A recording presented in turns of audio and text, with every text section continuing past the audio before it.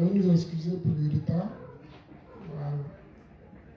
Comme il y a un peu longtemps, on a arrêté les enseignements du soir. Les gens de la régie et moi-même ne sont pas venus assez tôt. Donc je me présente. Je suis Luc Evra à Domont-le-Juste. Je suis inspecteur à la mission Nouvelle Vie, section Côte d'Ivoire, dirigée par le leader, le pasteur Carlos Silva. Et aujourd'hui, j'interviens sur le thème les 5 combinaisons de la foi.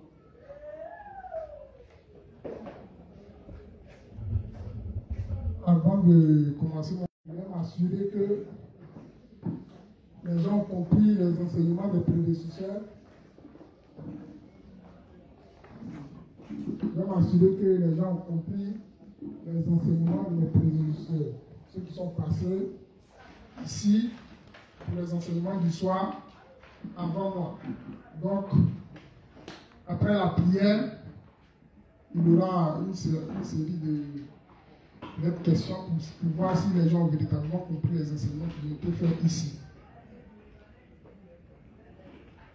Je vais demander à mon assistante de porter en prière pour que l'enseignement se passe bien.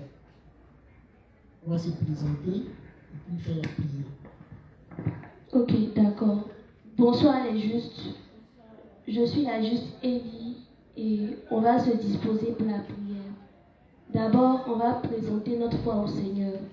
Donc ensemble, faisons la confession de foi du juste. Père éternel, te disons merci de ce que tu nous as rendu sans péché devant toi pour toujours. Car c'est chacun de nos yeux de foi que nous voyons que nous péchons en pensée, en parole, par action, et cela volontairement ou involontairement, que nous devrions être jugés et jetés en enfer pour le péché. Mais en ton amour plus beau que tout pour nous, tu nous donnas pour sauveur le Seigneur Jésus-Christ.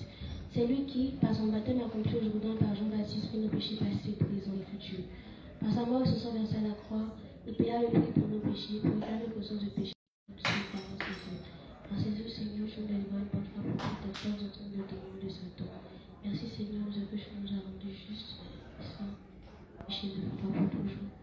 Au nom de Jésus-Christ, Amen. Ensemble, contre le serviteur et que tout ce qu'il dira vient de toi. Merci, Seigneur, de ce que tu as pressé le pas des retardataires et que tu as mis dans le cœur de chacun d'entre nous l'envie, mais surtout la nécessité d'être unis aux activités de l'Église. C'est en ton nom que nous avons prié. Amen. Merci beaucoup. Merci la juste. Donc, comme je l'ai dit tantôt, il se rappelle des enseignements du soir qui ont été faits cette dernière saison. Il se rappelle du thème sur lequel l'inspecteur civique a travaillé. Juste. Il se rappelle du thème sur lequel l'inspecteur Cédric a travaillé. Il y avait l'inspecteur Cédric, l'inspecteur Chèque, qui a retenu quelque chose sur l'intelligence artificielle. Ça pourrait paraître étrange. Pourquoi à l'église nous parlons d'intelligence artificielle? Oui? Elle n'est pas la seule. Hein? Je me souviens que au cours de l'inspecteur Romial, il y avait plein de justes qui étaient là. Elle n'est pas la seule. Donc, bon, s'il n'y a personne, elle va prendre le micro.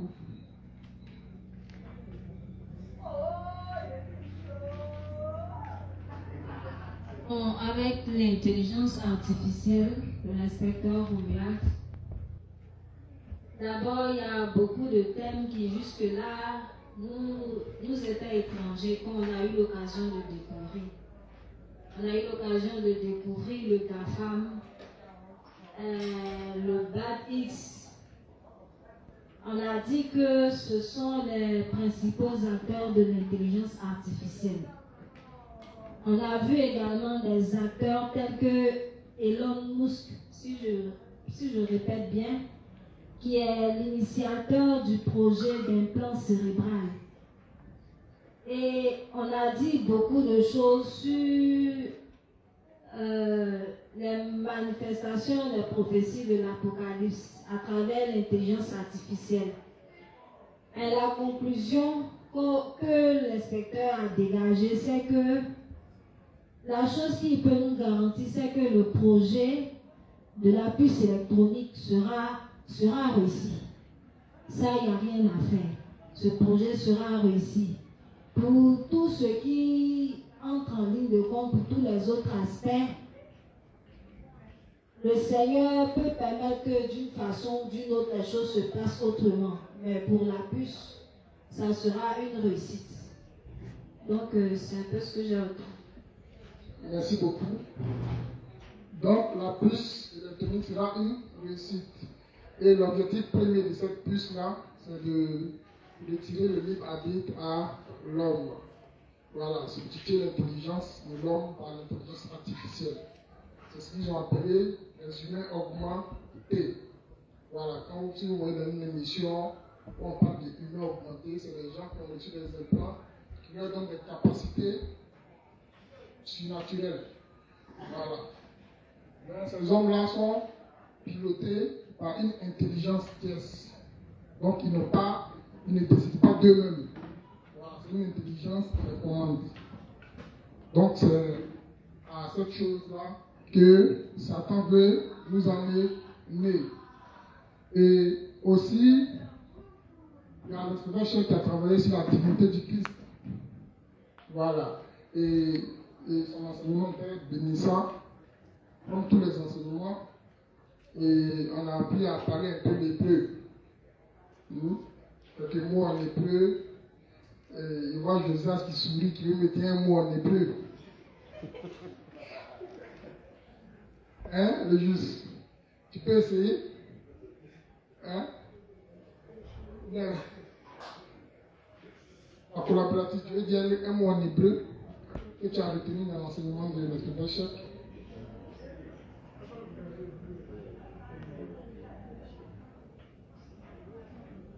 Un mot en hébreu. Il a dit beaucoup de mots en hébreu. Hein? Voilà. Donc, si tu l'as oublié, ce n'est pas bien grave. Et il y a l'inspecteur Sédic aussi qui a travaillé sur quand la véritable foi se manifeste. C'est à quel moment est-ce que la foi se manifeste? Elle est juste.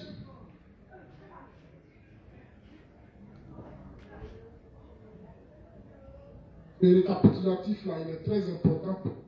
Il est très important pour qu'on puisse rentrer dans les 5 combinaisons de la foi. À quel moment est-ce que la véritable foi se manifeste? Juste Florence.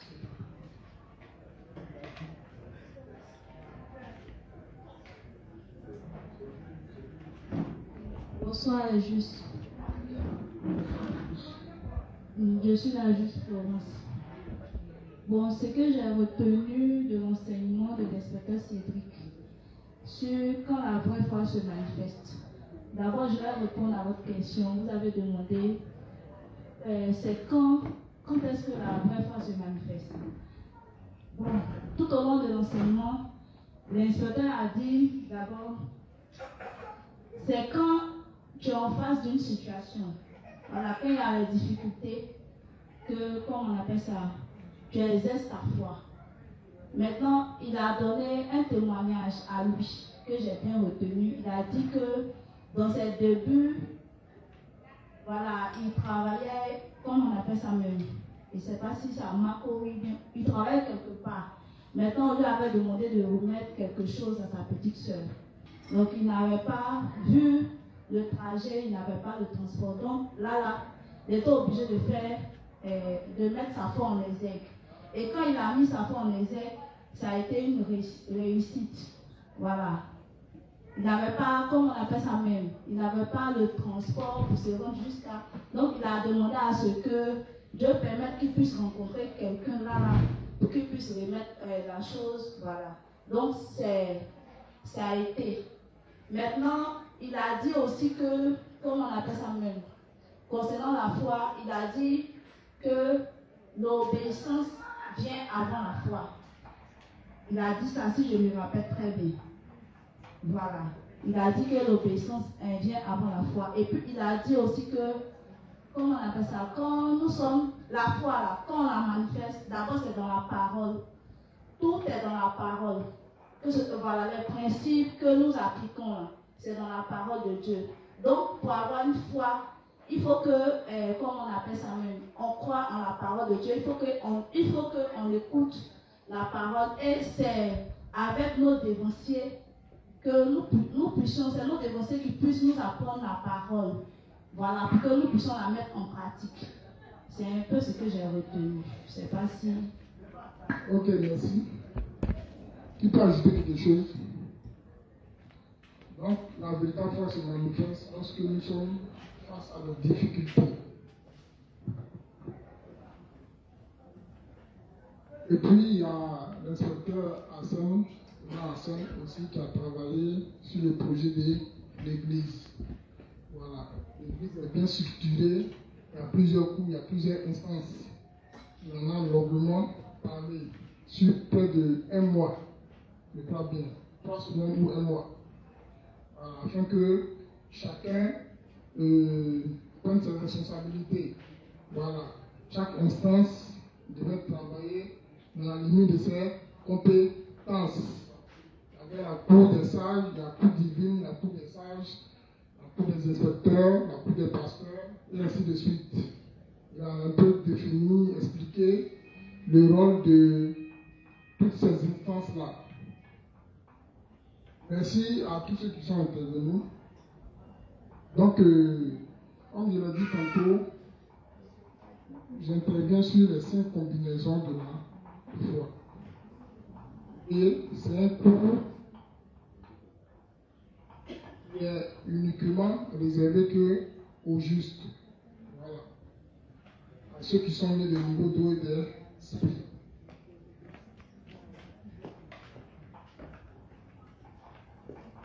Comme nous avons appris qu'il y a certaines personnes, il y a certains non justes qui nous suivent sur les réseaux, d'abord commencer par devenir un peu sur l'évangile de l'esprit. C'est pas l'évangile de l'esprit. Voilà. On entend parler, ah, je suis juste, je suis juste. Il y a des gens qui n'ont jamais entendu parler de la justice. C'est pas la justice. Donc, d'abord, nous sommes nés pécheurs, comme le dit la Bible. Nous sommes nés de parents qui sont nés pécheurs, descendants de Adam. Donc, nous sommes nés avec le péché dans le cœur. Or, la Bible dit, Dieu n'écoute pas les pécheurs, ni les exauce. Donc, comment nous avons fait pour devenir justes, pour être appelés justes? Est-ce que c'est par nos œuvres? Non. C'est par les œuvres rédemptrices de Jésus-Christ. Voilà. Mais tout d'abord, pour pouvoir naître de nouveau, il va falloir prendre conscience de notre véritable nature. La véritable nature humaine est pécheresse. Et quand on parle de péché, souvent, les gens ont tendance à penser que ils sont mieux que d'autres personnes. Les hommes pensent que eux, hommes, ils sont mieux que d'autres hommes. Il y en a même qui vont même jusqu'à dire que ce sont les autres qui vont les rendre méchants. Or, la Bible nous dit, dans le texte de Marc, que c'est du dedans du cœur des hommes que sortent toutes les mauvaises choses. généralement, quand on n'est pas confronté à une situation, on se croit bon. Quand matin, on sort dans la rue et on entend les gens crier au voleur, au voleur. Il y a certains qui crient tuez-le. Tuez-le.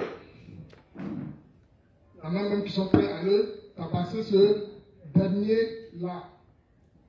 Or, Dieu nous dit dans le texte de Marc 7 que le vol là, il est ancré en l'homme.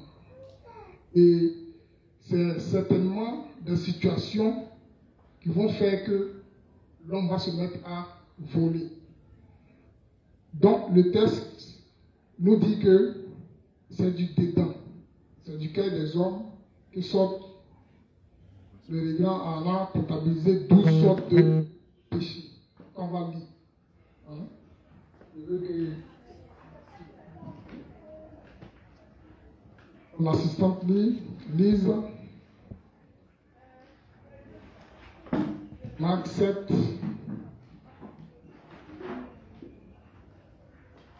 Marc 7.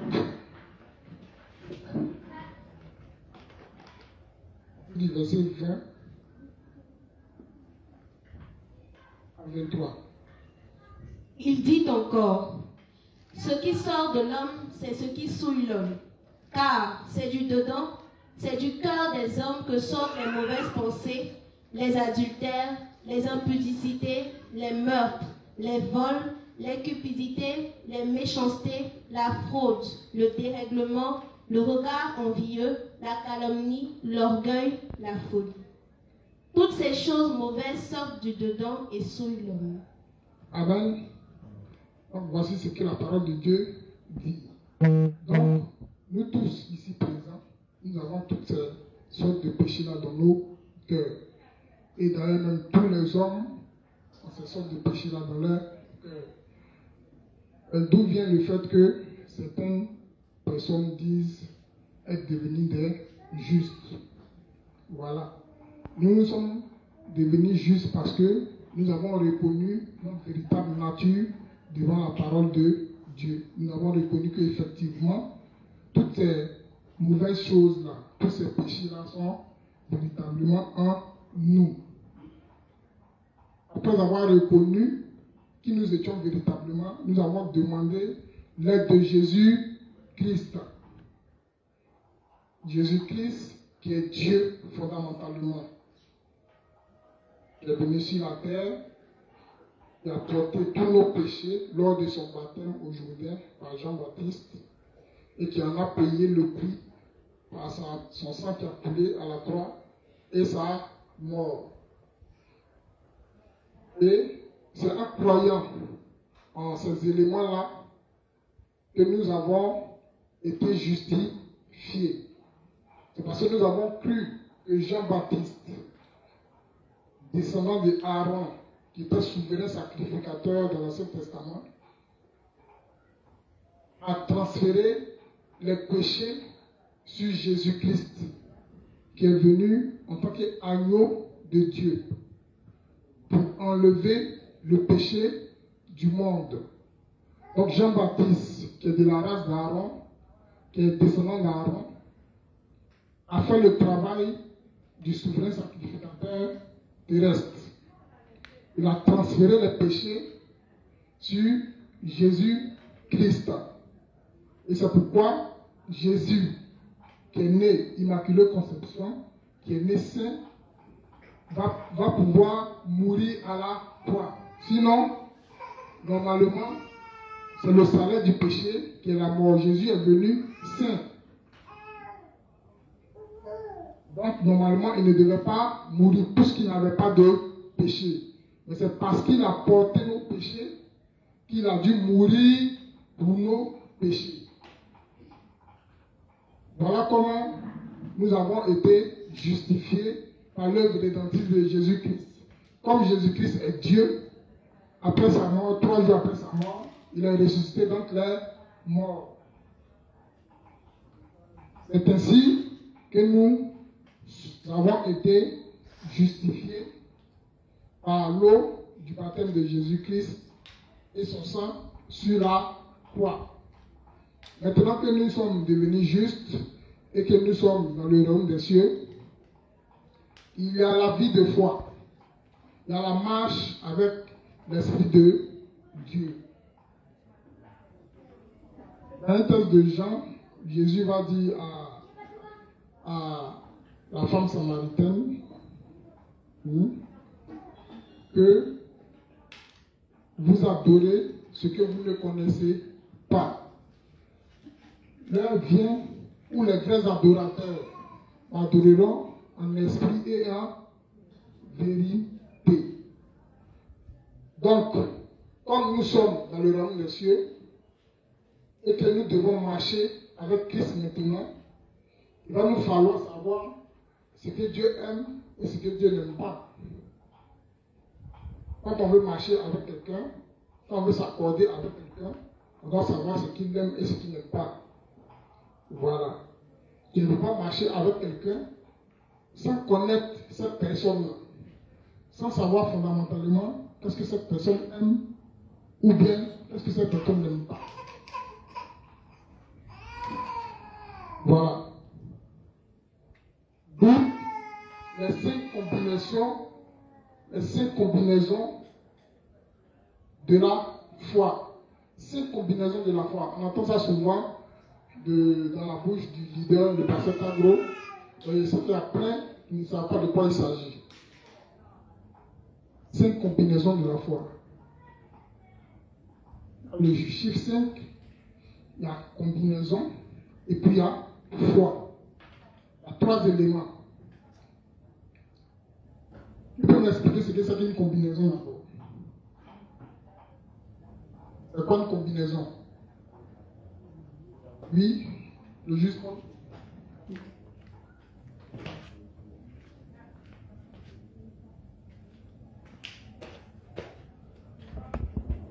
Bonsoir tous les justes.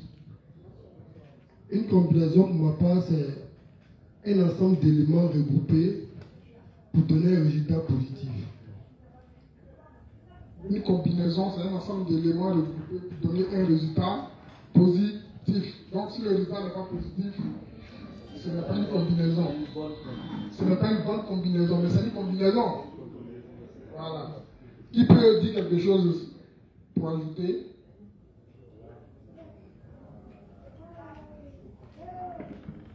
Juste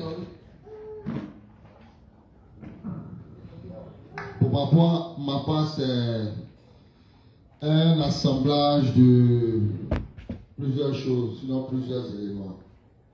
Voilà, c'est ce qui forme une combinaison. Merci. Un assemblage de plusieurs éléments. Donc ça peut faire la même chose. Hein.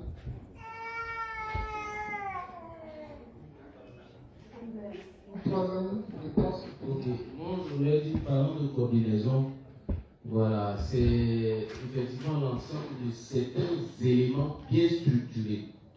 Voilà, bien structurés, et ces combinaisons doivent forcément donner un résultat. Voilà, un résultat, que ce soit positif, que ce soit négatif. Mais au moins, un ensemble d'éléments, ensemble des éléments qui sont bien structurés, qui sont véritablement, on maîtrise en fait. Voilà, c'est ce que je veux dire. Ok, merci. Donc, une combinaison, c'est un ensemble d'éléments qui sont mis ensemble pour donner quelque chose. Je vais prendre un exemple simple.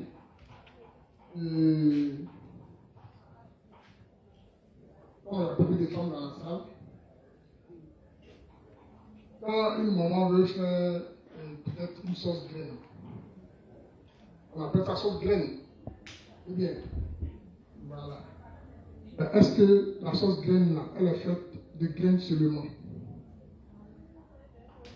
On y ajoute quoi?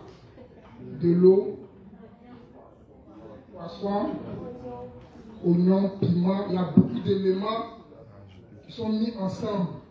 Voilà. C'est la combinaison de ces éléments-là qu'on va appeler sauce graine. Hein? Voilà. Donc, dans la sauce graine, on va mettre de l'eau, on va mettre de la viande, et ainsi de suite.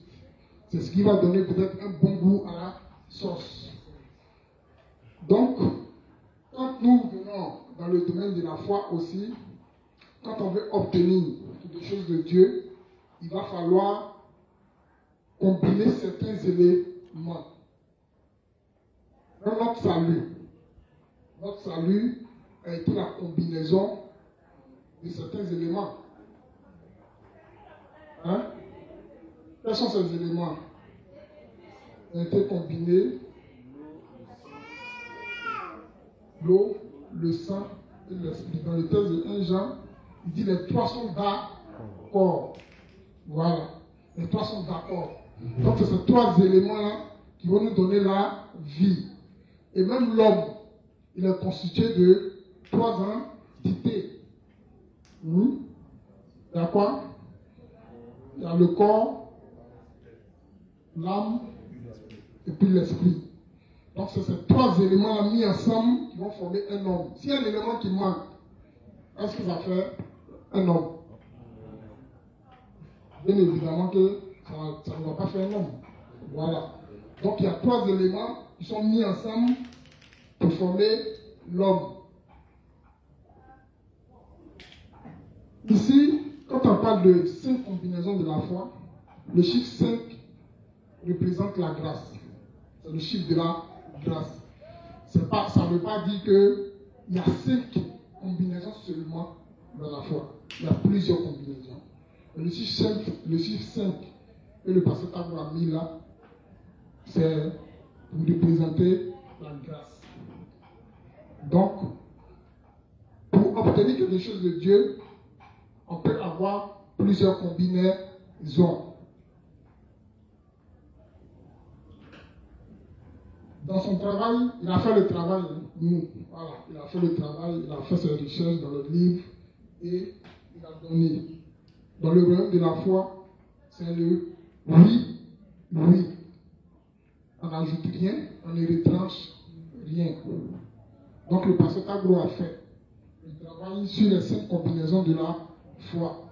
Il a tiré des principes de base pour la foi, pour une foi victorieuse, pour le juste. Il y a des éléments de base que le juste doit avoir pour pouvoir se maintenir dans le royaume de la foi.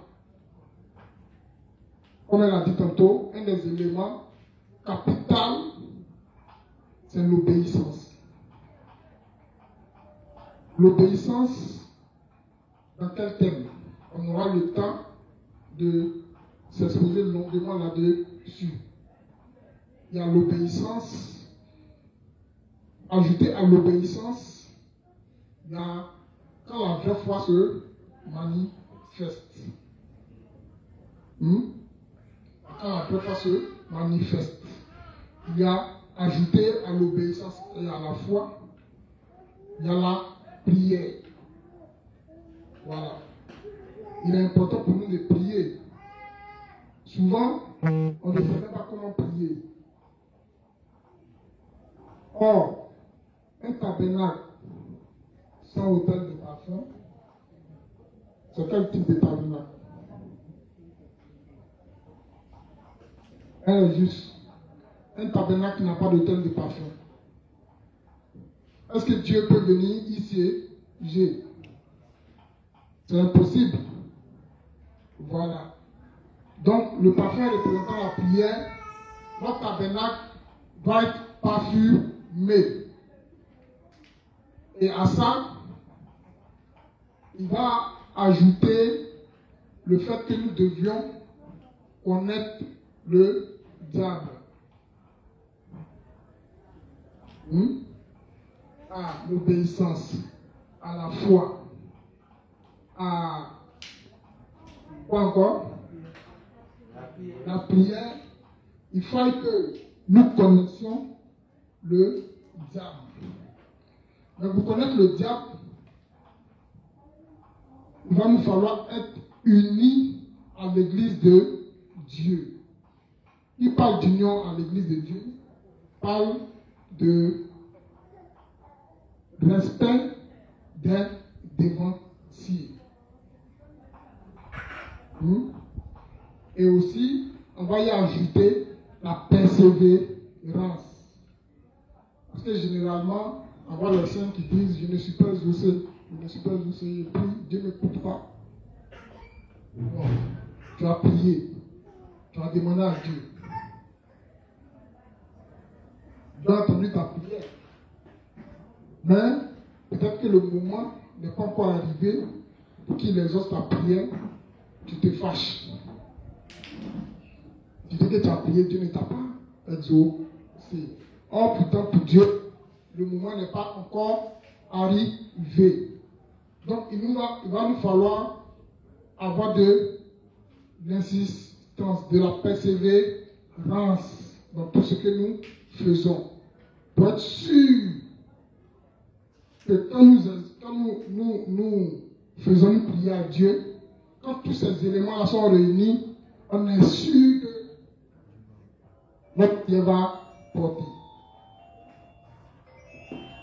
Donc voilà, ici présenté les différents éléments que nous allons combiner. Peut-être au fur et à mesure de l'enseignement, comme c'est un enseignement qui va durer 2 semaines, au fur et à mesure, le pasteur Tagro va ajouter des choses. Donc ainsi présenté, tout d'abord, comment l'enseignement va se faire. Aujourd'hui, c'était comme une introduction. Voilà, une prise de contact. À partir de demain, nous allons commencer sur la leçon 1. Voilà. La leçon 1 qui est quand la vraie foi se manifeste. Et après la leçon 1, excusez-moi, j'ai lu un peu de notes.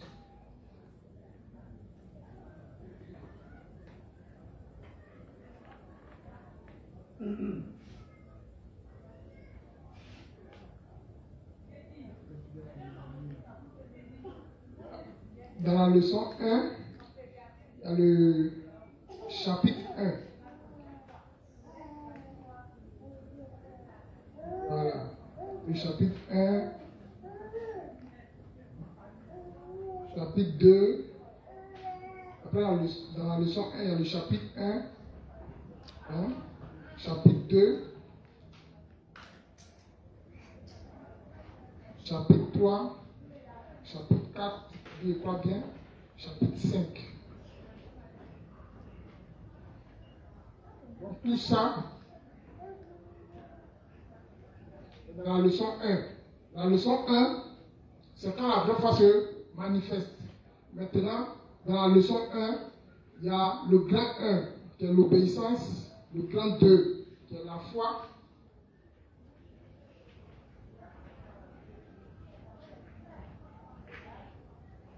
Le grand 3, le chapitre 3, qui est la prière.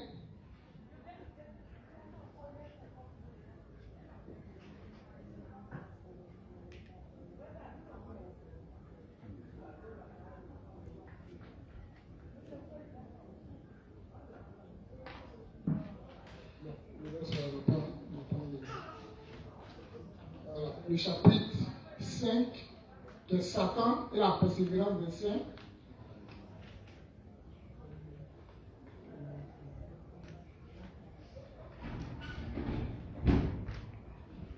Et ainsi de suite. Donc ça, c'est la première leçon. Donc il y a plusieurs leçons. Dans différentes leçons, il y a plusieurs chapitres. Au fur et à mesure, on va vous expliquer comment ça va se passer. Donc demain on va entamer la leçon 1. Quand la vraie foi se manifeste. Tout à l'heure, la sœur Florence a dit, quand les secrets se dit qu'elle a exposé, sur quand la vraie foi se manifeste quand il y a des difficultés. Quand nous serons face à des difficultés, comment toucher le cœur de Dieu pour qu'il nous réponde. C'est là une combinaison de certains principes. Parce que tu ne peux pas être dans l'église, dire être obéissant, puis ne pas avoir la foi. Voilà, je suis obéissant mais divorcé, mais tu ne crois pas la parole. Quand Jésus dit, le juste ne mendie pas son pain, est-ce que tu crois? Quand la parole dit, ne vous inquiétez pas, ne dites pas que mangerons-nous, que boirons-nous. Est-ce que tu crois? C'est de ça qu'il s'agit. Est-ce que tu crois que Dieu pourvoira à tous tes besoins, même les plus petits? Est-ce que tu crois? C'est de ça qu'il s'agit. Nous sommes pleins comme ça, nous sommes assis, nous venons à l'église toujours, mais quand la parole est dite là, c'est vrai, je prends, mais je ne crois pas. Voilà. Comme les dimensions disent d'accepter, j'accepte. Mais dans mon cœur, là, je sais que Dieu ne peut pas régler mon problème là. Vous comprenez, non?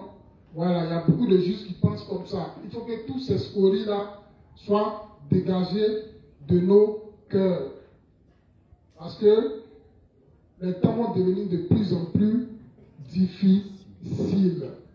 Quand le pasteur Tagro initie ces enseignements-là, c'est parce que c'est un visionnaire. Il voit loin. Il voit des choses que nous ne voyons pas. Donc, quand les enseignements sont donnés, on ferait mieux de les suivre, et non pas seulement de les suivre, mais de les appliquer dans notre vie de foi.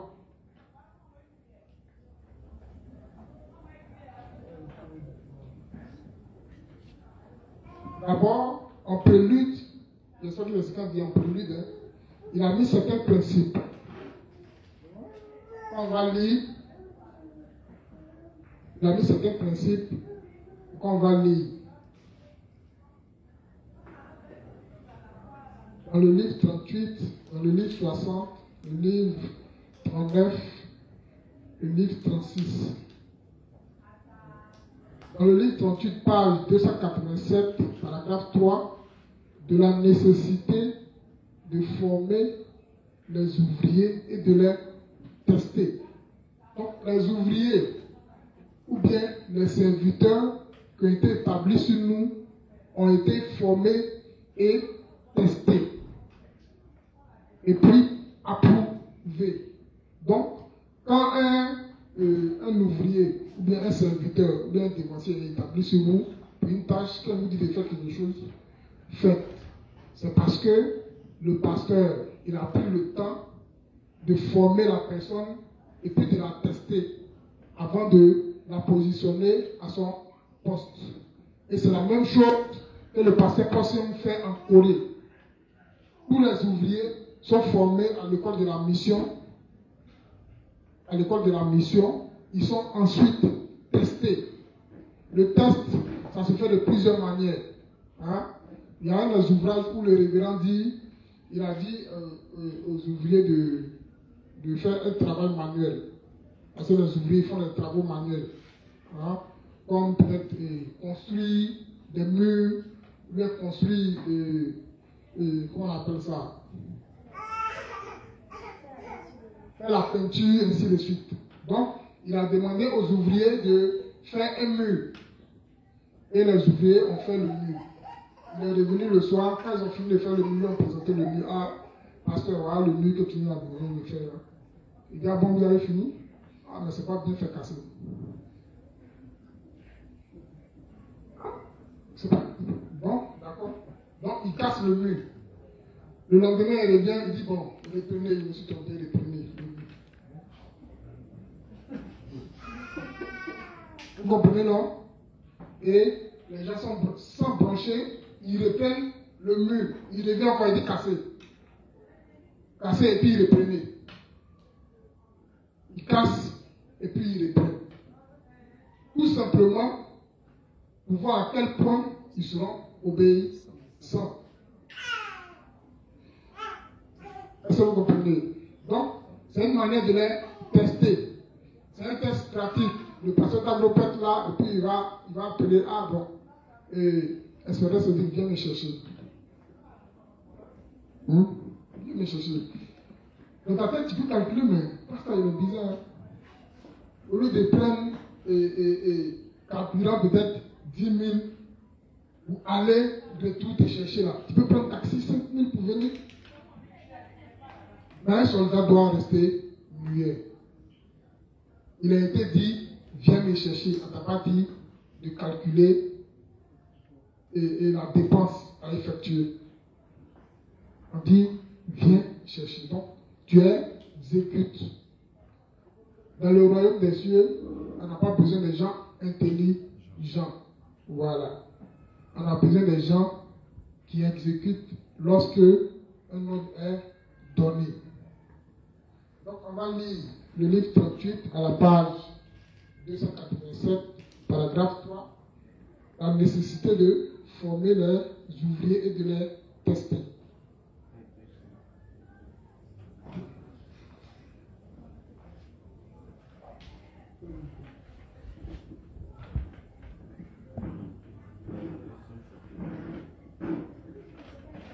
Livre 38, page 287, paragraphe 3. De la nécessité de former les ouvriers et de les tester. Ayons foi en l'évangile de l'eau et de l'esprit et vivons par cette foi.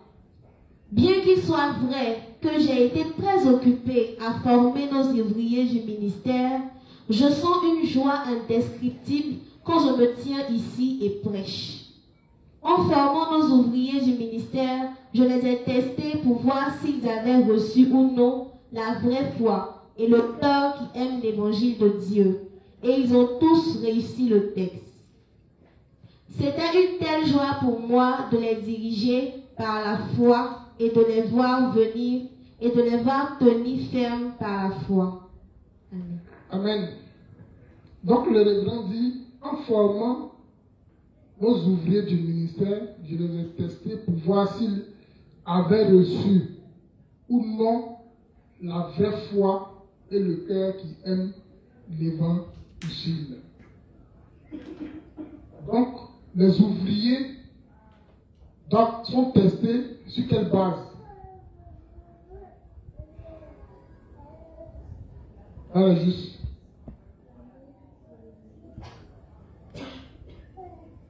Oui. Par la haute voix, si c'est possible. Bon, sur la base de la parole de Dieu,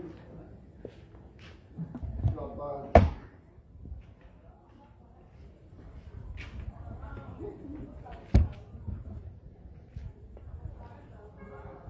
Il les a testés sur.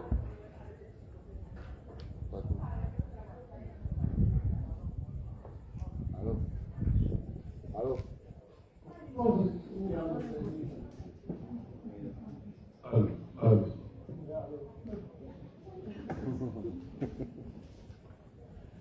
Il les a testés sur la base la parole de Dieu, l'évangile de l'eau d'esprit, le principe.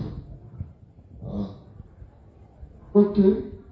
Donc, il dit, il les a testés pour voir s'ils avaient reçu ou non la vraie foi et le cœur qui aime l'évangile. Il les a testés pour voir ou non s'ils avaient reçu véritablement l'évangile de l'esprit et que s'ils avaient l'amour pour l'évangile. Parce qu'on ne peut pas être ouvrier et puis ne pas être né de nouveau. Il y a des gens qui sont à l'église, qui viennent à l'église des justes, qui se font passer pour des justes, mais en réalité qui ne croient pas en l'évangile de l'esprit. Oui, il y en a. Il y a certains qui sont parmi nous, mais qui ne croient pas véritablement en l'évangile de l'esprit. Et on a eu à rencontrer ce genre d'âme-là.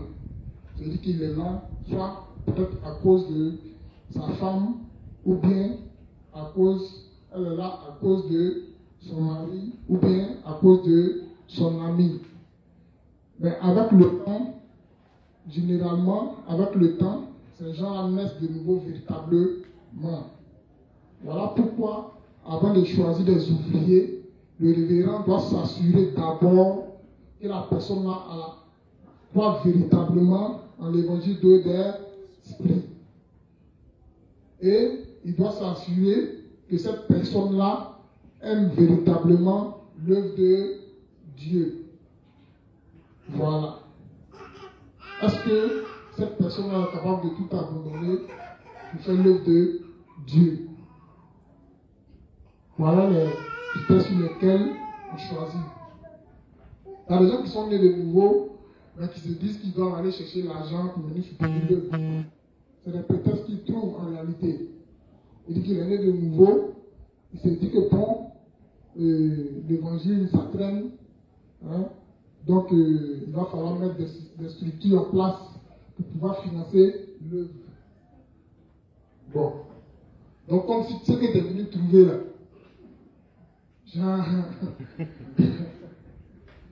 Voilà. Il y a des juste comme ça. Et après, en essayant tant bien que mal de les ramener, pour leur dire que non, cette œuvre-là, c'est l'œuvre de Dieu.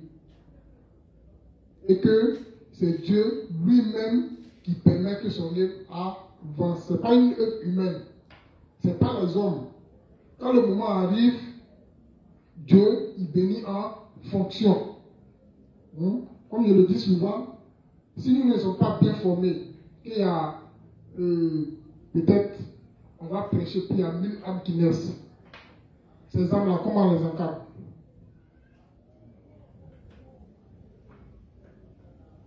Elles vont finir par devenir des monstres. Parce que quand on reçoit l'évangile et qu'on n'est pas bien encadré et quand on retourne dans le monde, les gens qui reçoivent l'évangile et qui retournent dans le monde, il est difficile, voire impossible de les ramener. Parce qu'ils connaissent déjà. Qu'est-ce que tu as venu lui dire et puis il va te suivre. Ton trésor, ta peine rare, il a déjà ça. Il a jeté ça dans la boue. Bon. Tu es venu lui prêcher, tu as lui dit quoi? Non, Aaron, lui-même il connaît la tribu des Lévites. Lui-même te fait un coup sur la tribu des Lévites. Tu vas aller dans Jean-Baptiste. Ah, Jean-Baptiste, c'est Lévi à venir. Là, il est venu pour préparer les sentiers du Christ, pour transférer les péchés. C'est pas ça. C'est dit que tu ne sais plus quoi dire, il va fermer ta bouche. Il dit qu'il ne croit pas ça. Je pense qu'on doit demander pardon pour nos péchés. Parce que c'est ce qui est réel, c'est ce qu'il lui voit tous les jours. Le fait que Jésus ait pris il y a 2000 ans, ce n'est pas évident. Lui, il voit qu'il lui pêche tous les jours. Une telle âme, qu'est-ce qu'on peut faire pour elle? Voilà pourquoi, quand l'œuvre de Dieu avance pas à pas, quand on vient, on arrive, on se met dans la cadence. Hein? Voilà. Dieu, il veut que nous soyons bien formés. C'est très important pour lui. Voilà pourquoi il peut dire à Moïse que je vais détruire cette nation-là, et puis de toi seul, je vais faire une nation. Parce que pour Dieu, un soldat bien formé vaut mieux que 1000 soldats mal formés. Et que 1000 soldats désobéissants ou bien 1000 soldats rebelles. Cette armée peut donner quoi? Elle ne peut rien donner. Or, un général bien formé à lui seul, il peut te conquérir 1000 soldats. Et quand il arrive à les conquérir, il les forme très bien à l'obéissance. Et c'est ce genre de soldats-là que Dieu veut. Voilà pourquoi, avant d'établir des ouvriers, le révérend va s'assurer de certaines choses. Il va s'assurer que ces gens-là, ils sont véritablement nés de nouveau. Et ensuite, ils aiment l'œuvre de Dieu. Après le livre 28, nous allons passer au livre 60, page 300, paragraphe 1 et 2. Dieu bénit à travers l'Église. Dieu ne bénit pas en dehors de l'Église. C'est toujours dans l'Église de Dieu que Dieu bénit. Généralement, les gens se plaignent quand ils sont nés de nouveau.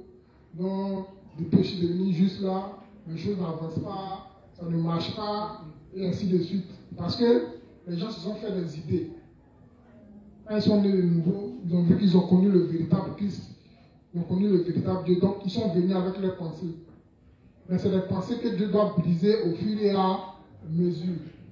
Parce que tu te dis, ah, si j'ai le véritable Dieu, c'est que toutes mes affaires vont prospérer. Ma vie va changer. Donc, tu t'es fait des rêves.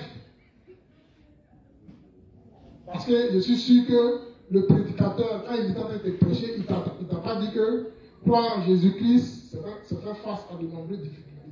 Il n'y a pas un prédicateur qui dit ça. Parce que quand tu nais de nouveau et que tu rentres dans l'église de Dieu, que tu vas connaître ces principes-là. Et au fur et à mesure, les écarts vont tomber, tes rêves que tu avais là.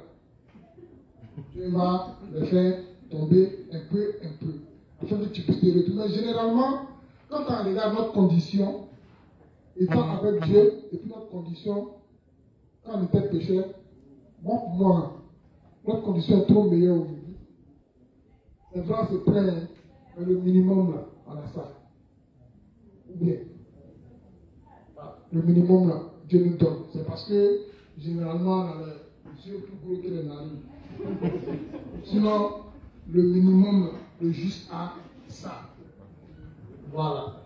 Donc, Dieu bénit à travers l'Église. Vas-y. Livre 60, page 300, paragraphes 1 et 2.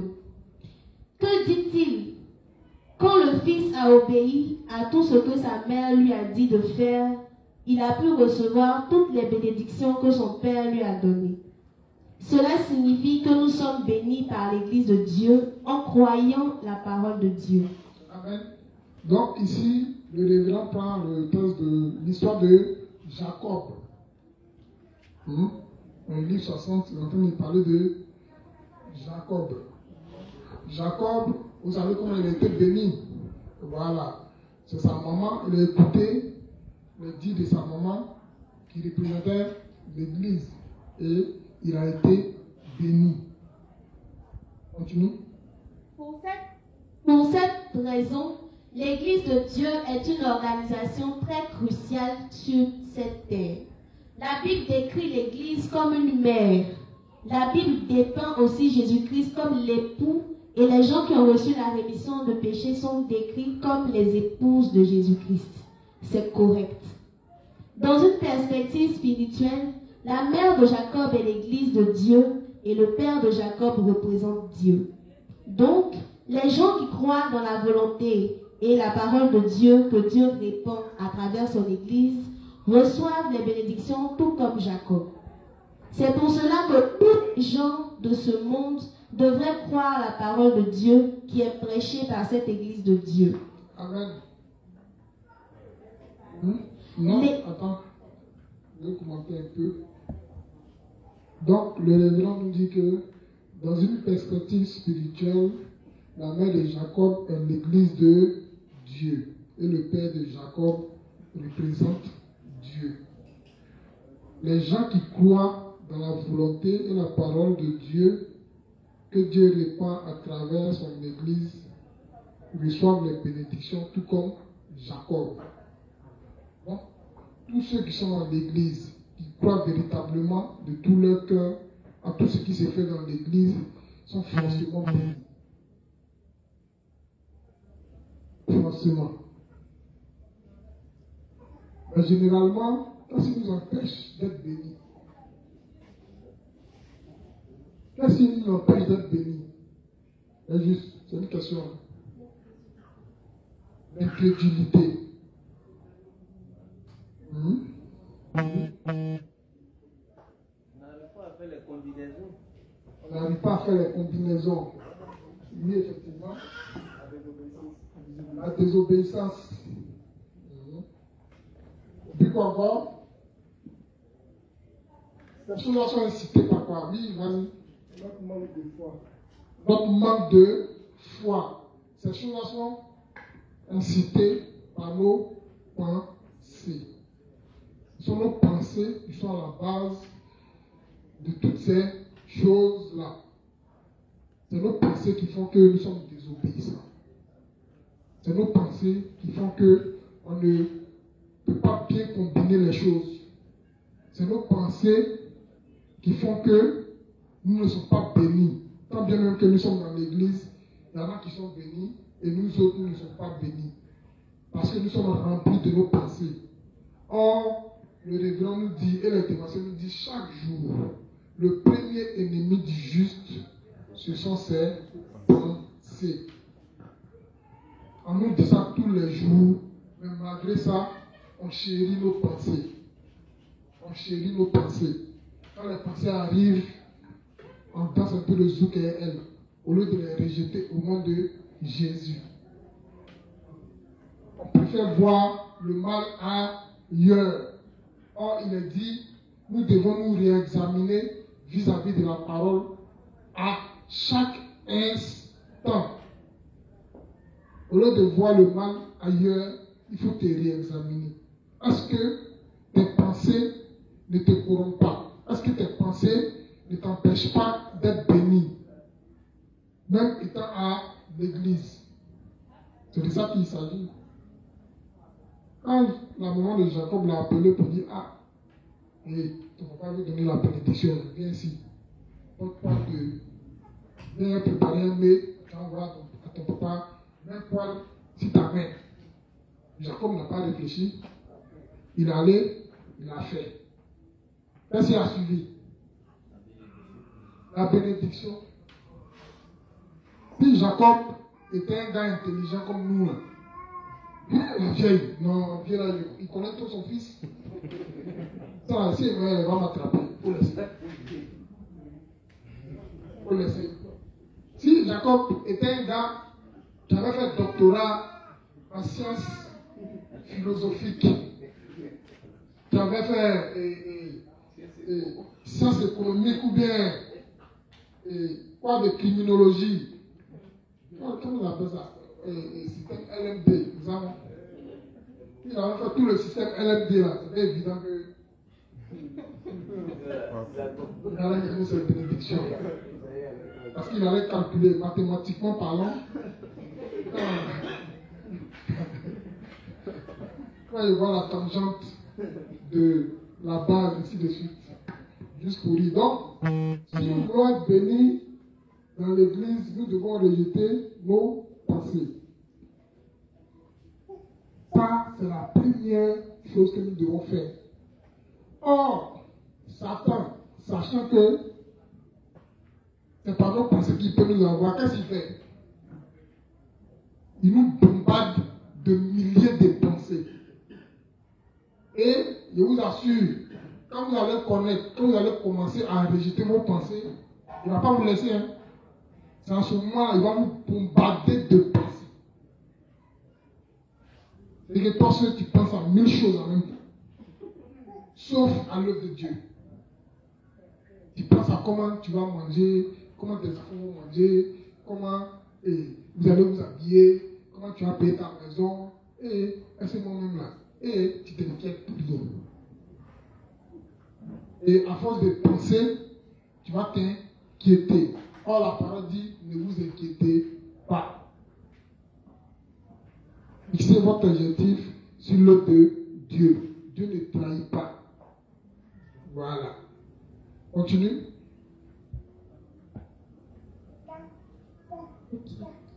L'Église de Dieu délivre la parole de Dieu telle qu'elle est écrite. En ce sens, l'Église de Dieu est une organisation si importante pour tout croyant. L'Église de Dieu est la mère de la foi. Tous les gens du monde sont bénis à travers la parole de vérité prêchée par l'Église. Croyez-vous cela? Vous et moi devrions donc adorer et louer Dieu dans cette Église aussi souvent que nous le pouvons. Nous devrions garder notre cœur dans l'Église, faire de bonnes œuvres dans nos champs de mission respectifs et prêcher la parole de vérité aux gens alors que nous menons nos vies. Amen. Amen. Vous revenez un peu sur ce qu'elle a lu. Le révérend dit l'Église de Dieu délivre la parole de Dieu telle qu'elle est écrite. Et il a dit seulement 2 fois. Il dit l'Église de Dieu est une organisation si importante pour tout croyant. L'Église de Dieu est effectivement une organisation Qui parle d'organisation parle de quoi? Oui. Voilà. L'église de Dieu est bien structurée. Voilà pourquoi l'inspecteur Ouna Hassen a intervenu sur comment on appelle ça? Le cahier de projet et puis sur les différents instants, sur la structure même de l'église. Parce que l'église de Dieu, c'est une organisation. Et quand vous voyez dans le texte, il dit chacun travaille dans quoi? Dans son champ de mission respectif.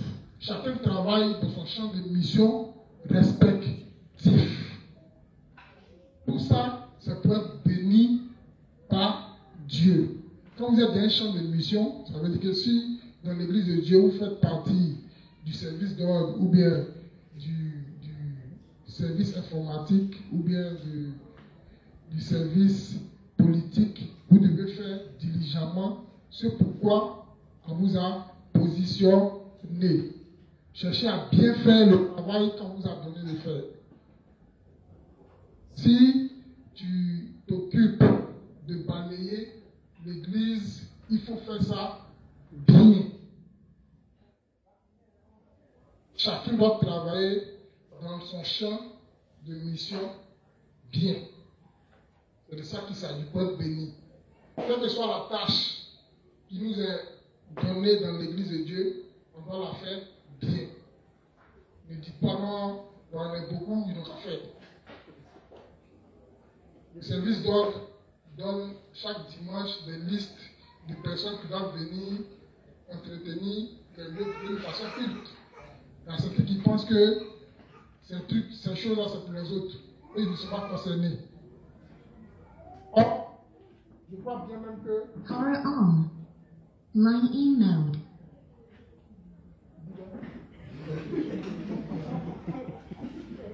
Allô?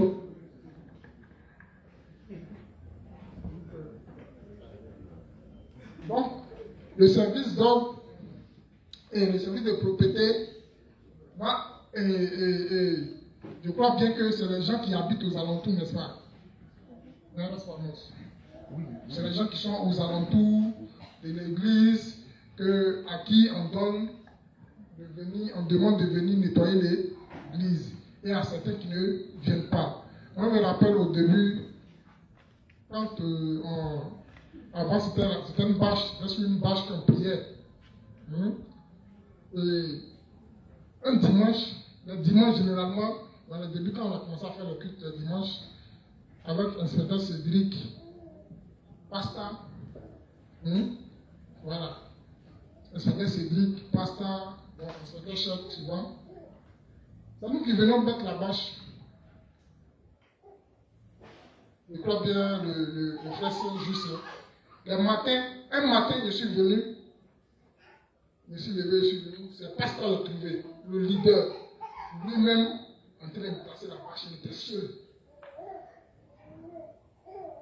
Il était seul, les gens, ils sont couchés à côté, et ils dorment. Et même quand on finit le culte, chacun se lève. Ils sont partis. Or, c'est dans les petites choses comme ça que Dieu bénit. Et demain, ils vont trouver que non, voilà, Dieu les annonce pas, que c'est l'autre là, lui, dès qu'il prie net, il a gain de cause. Mais les petites choses même de l'église là, tu ne te soucies même pas. Je suis venu le matin, j'ai trouvé le pasteur Tambourou. Moi, j'étais étonné, pasteur, il faut laisser, non, qu'est-ce qu'on faire? Et après, le frère Cédric est venu, et ensemble, on a monté la bâche. Après, il y a quelques frères qui sont venus, on a monté, on a essuyé, on a nettoyé, on a passé tout bien. Et puis, chacun est rentré, allait s'apprêter pour venir faire le culte. Donc, vous allez voir que le service de propriété, vous appelez les inspecteurs, il y a souvent les inspecteurs dedans. Voilà. Même les inspecteurs, quand leur tour arrive, ils viennent nettoyer. Mais moi, pour le moment, je ne suis pas dedans, je suis demandé. Donc souvent il se passe des voyez, je suis dans ma zone, bien je suis en train de prêcher de devoir. S'ils ont dit mon nom ici, ils ne peuvent pas savoir. Sinon, j'aurais bien aimé venir les aider, mais comme je suis loin, voilà, il faut que je m'occupe de. Hein? Voilà, donc l'église c'est une organisation. Hein? Même si c'est pour le balayage, quand vous avez mis, vous devez faire ça bien. Et puis c'est un honneur. C'est un honneur qu'on t'appelle à la chair. Hein? Et Élie René, vous êtes conviés à venir balayer le dimanche à midi. C'est un honneur ou bien? Voilà.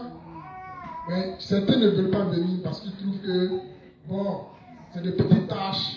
Or, si le coin est sale, le coin n'est pas bien entretenu, est-ce qu'il peut avoir culte? Il ne va pas avoir culte.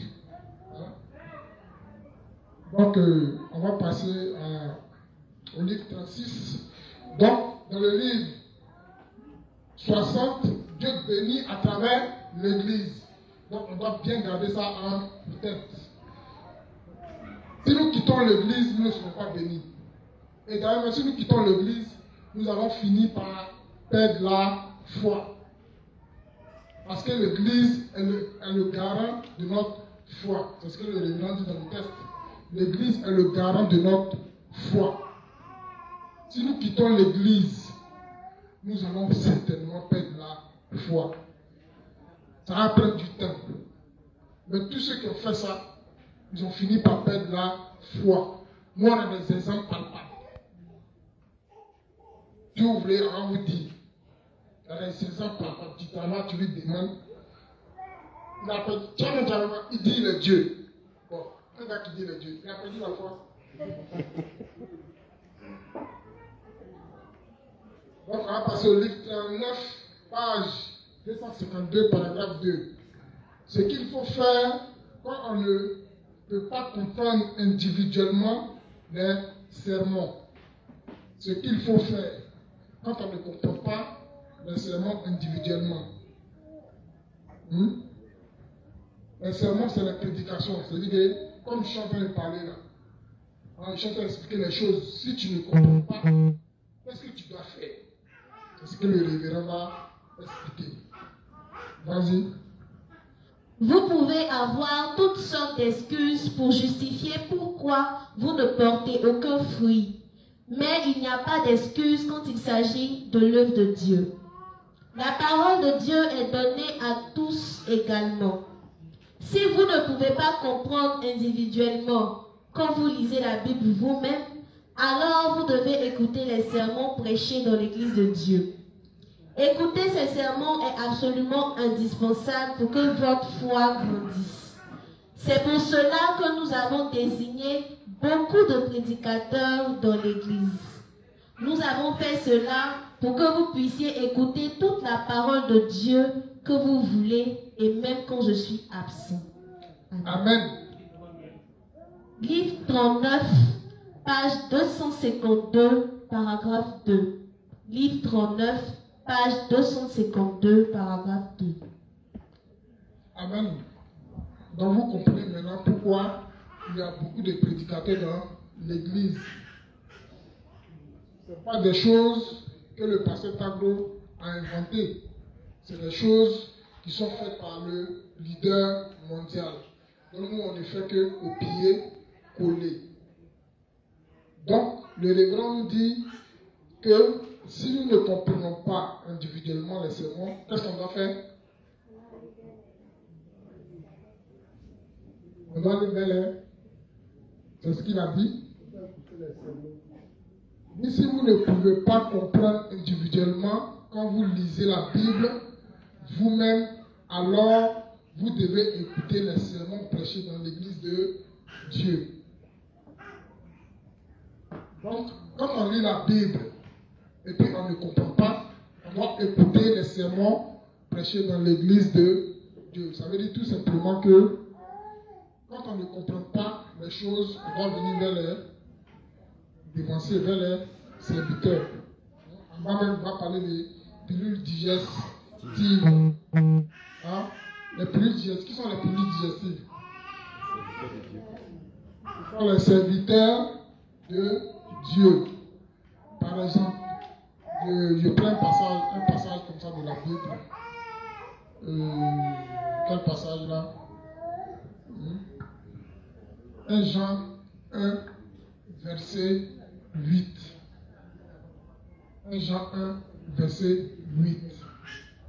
Il dit, si nous disons que nous n'avons pas de péché, hein? Nous nous séduisons nous-mêmes. Nous faisons quoi? Nous nous séduisons nous-mêmes. C'est ça, non? Et la vérité n'est point en nous. Parce que souvent, tu vas faire front, et puis un péché, tu soulèves ça. Toi, tu es né de nouveau, tu viens d'arriver. Le gars là, il a raison. Hein? Tu vois, c'est un passage qui est un peu compliqué pour certains. Parce que nous-mêmes, ça nous a fatigués. Ah, si nous avons dit que nous n'avons pas de péché, nous nous séduisons nous-mêmes et la vérité n'est pas en nous. Ah. Tu vois? Et puis, quand tu continues de lire l'épître des gens, plus loin là-bas, il dit, celui qui dit qu'il a des péchés, c'est qu'il ne connaît pas Christ. Voilà, celui qui dit qu'il est pécheur, il est né du diable. Parce qu'en réalité, pour comprendre ces choses-là, il faut aller vers les serviteurs. Quand vous ne comprenez pas, généralement les justes, souvent, ils ont des préoccupations, mais ils ont honte d'aller vers les dévanciers. Pensant que non, peut-être que c'est une question bête, dans l'évangile, il n'y a pas de question bête. Et il n'y a pas un dévancier que vous allez aller voir, lui poser une question, et puis il va vous dire que votre question est bête. S'il vous dit ça, appelez le pasteur Tagro. Ah, pasteur. Il a vu tel dévancier là. Il lui pose une question, il lui dit la question est trop bête.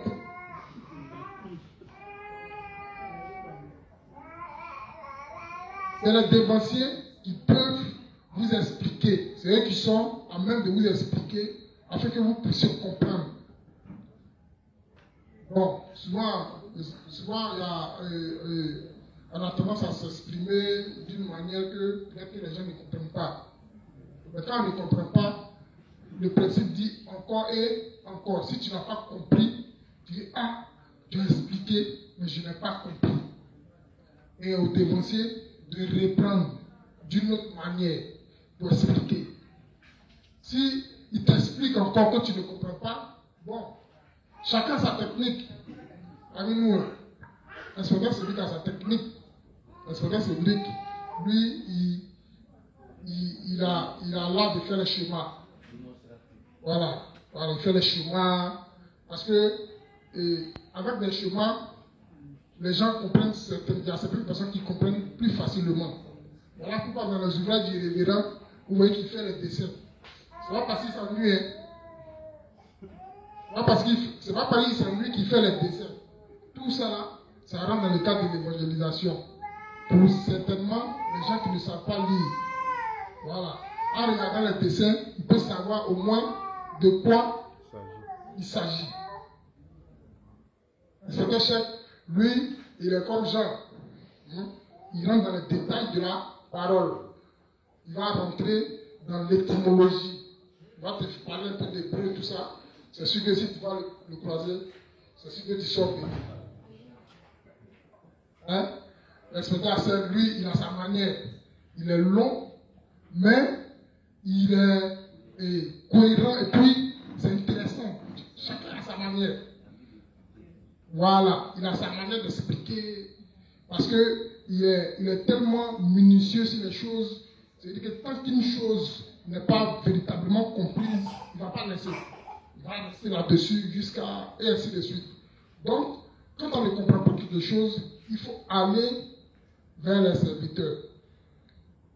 Si vous allez vers le pasteur Tagro, il a sa manière à lui d'expliquer. Ce n'est pas évident. Voilà pourquoi il y a un ordre. Hein? Quand on ne comprend pas quelque chose, on va directement vers son responsable de zone. Et si le responsable n'arrive pas peut-être à vous expliquer, c'est à lui de vous envoyer vers un autre dévancier. Ce n'est pas à vous de dire non, lui là, Quand il parle là, il ne comprend pas. C'est à lui le responsable. Donc, comme tu ne comprends pas bien, il faut aller voir l'inspecteur Cédric. Il faut aller voir l'inspecteur Chef. Vous comprenez, non? Pour ne pas que les choses soient mélangées. Parce qu'il y a des justes qui ont tendance à poser des questions qu'on appelle questions check. Hein? C'est-à-dire qu'il a sa réponse. Et puis il te pose la question. Et quand il répond et que ça ne rentre pas dans sa réponse, il dit que tu ne vaux rien. Or pourtant, sa réponse est fausse. Et puis il ne sait même pas. Et la réponse qui est vraie, il ne veut pas ça.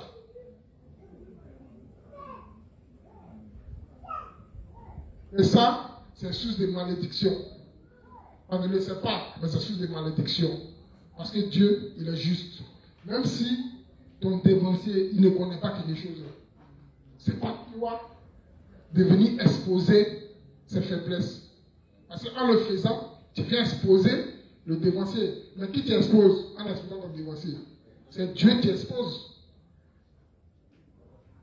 Donc c'est les petites choses, et puis on rit, et puis on s'en va. Or, ça nous rattrape. Parce que Dieu, forcément, te frappe tôt ou tard.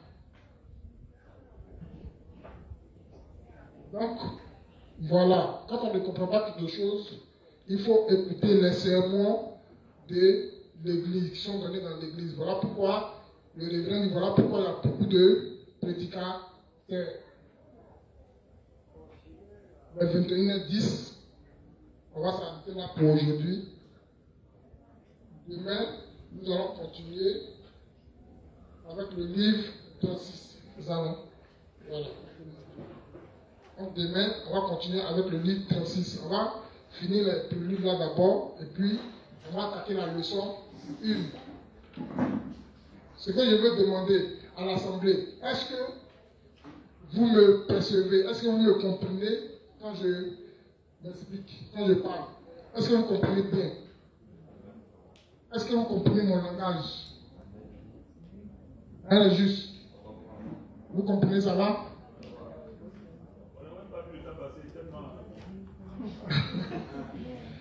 Ok, d'accord. Donc, on va faire la prière de fin. Donc, on va se disposer. On va remercier le Seigneur pour ce moment qu'il a permis. On va lui dire merci de ce que nous a accompagnés sains et saufs à la maison et qu'il nous a donné la santé, les moyens, la force de nous retrouver ici demain à la même heure pour continuer l'enseignement. Ensemble, prions. Père éternel, nous te disons merci pour ce moment que tu as permis. Merci Seigneur pour toutes ces paroles bénissantes que nous avons reçues et qui seront gardées dans nos cœurs. Merci Seigneur de raccompagner chacun d'entre nous à la maison sain et sauf. Merci Seigneur pour la santé, pour la force et les moyens que tu nous as donnés afin d'être présents ici demain pour la suite de l'enseignement. Merci Seigneur d'avoir fait cela pour nous. Au nom de Jésus-Christ, nous avons prié. Amen. Amen.